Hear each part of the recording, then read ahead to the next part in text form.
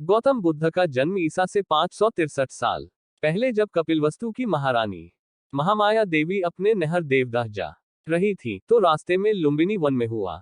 यह स्थान नेपाल के तराई क्षेत्र में कपिलवस्तु और देवदह के बीच नौतनवा स्टेशन से 8 मील दूर पश्चिम में रुक्मिनदेई नामक स्थान है, वहां आता है, जहां एक लुम्बिनी नाम का वन था।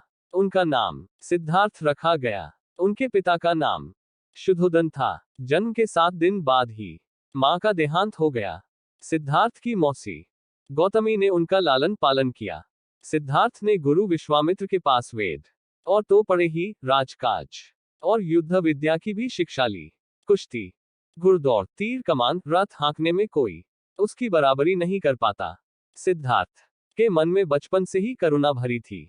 उनसे किसी भी प्राणी का दुख नहीं देखा जाता था। यह बात इन उदाहरणों से स्पष्ट भी होती है। घुड़दौड़ में जब घोड़े दौड़ते और उनके मुंह से झाग निकलने लगता, तब सिद्धार्थ उन्हें थका जानकर वहीं रोक देते और जीती हुई बाजी हार जाते थे। खेल में भी सिद्धार्थ को खुद हार जाना पसंद था, क्योंकि किसी को हराना और किसी का दुखी होना उनसे नहीं देखा जाता था। एक समय की बात है, सिद्धार्थ को जंगल में किसी शिकारी द्वारा तीर से घायल किया हंस मिला। उन्होंने उसे उठाकर तीर निकाला, सहलाया और पानी पिलाया। उसी समय सिद्धार्थ का चचेरा भाई देवदत्त वहां आया और कहने लगा कि यह शिकार मेरा है, मुझे दे दो। सिद्धार्थ ने हंस देने से मना कर दिया और कहा कि तुम तो इस हंस को मार रहे थे, मैंने इसे बचाया है। अब तुम ही बताओ कि इस पर मारने वाले का हक होना चाहिए कि बचाने वाले का। देवदत्त ने सिद्धार्थ के पिता राजा शुद्धोदन से इस बात की शिकायत की।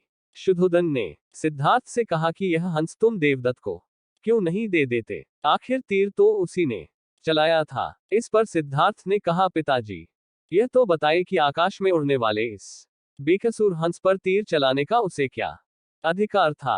हंस ने देवदत्त का क्या बिगाड़ा था, फिर उसने तीर क्यों चलाया, क्यों इसे घायल किया। मुझसे इस प्राणी का दुख देखा नहीं गया, इसलिए मैंने तीर निकालकर इसकी सेवा की, इसके प्राण बचाए। हक तो इस पर मेरा ही होना चाहिए। राजा शुद्धोदन को सिद्धार्थ की बात जंच गई। उन्होंने कहा कि ठीक है, तुम्हारा कहना मारने वाले से बचाने वाला ही बड़ा है, इस पर तुम्हारा ही हक है। शाक्य वंश में जन्मे सिद्धार्थ का 16 वर्ष की उम्र में दंडपाणी शाक्य की कन्या यशोधरा के साथ हुआ। राजा शुद्धोदन ने सिद्धार्थ के लिए भोग विलास का भरपूर प्रबंध कर दिया। 3 ऋतुओं के लायक 3 सुंदर महल बनवा दिए। वहां पर नाच गान और मनोरंजन की सारी सामग्री जुटा दी गई। दास दासी उनकी सेवा में रख दिए गए। पर यह सब चीजें सिद्धार्थ को संसार से बांध कर नहीं रख सकी।